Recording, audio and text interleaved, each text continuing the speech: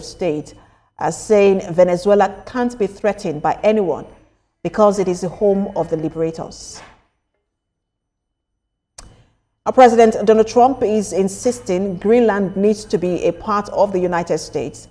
He says it is not a question of whether it can be done or not, but for national security purposes, because there are Russian and Chinese ships all over the Arctic waters, which the U.S. cannot rely on Denmark or any other nation to handle. Greenland's prime minister had earlier reacted to President Trump's ambition to take over his territory with a clear response, quote, "We are not for sale and cannot simply be taken," end quote. That statement seems not to have any hold over President Trump's desire to have the Greenland become a U.S. territory. We need Greenland, very importantly, for international security. We have to have Greenland. It's not a question of, do you think we can do without it? We can.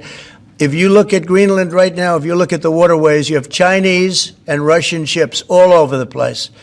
And we're not going to be able to do that. We're not relying on Denmark or anybody else to take care of that situation. And we're not talking about peace for the United States. We're talking about world peace. We're talking about international security.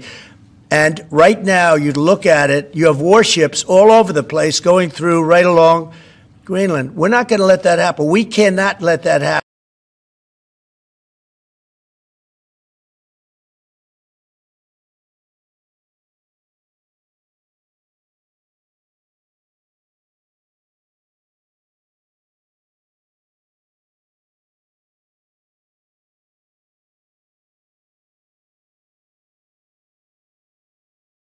The annexation of his territory.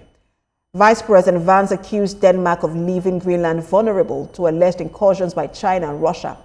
He asked the Greenlanders to sever ties with Denmark, saying it has not invested enough to protect them.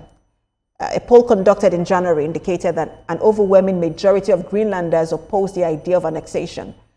Greenland is semi-autonomous territory owned by Denmark for more than 300 years. No amount of obfuscating, no amount of confusing the issue.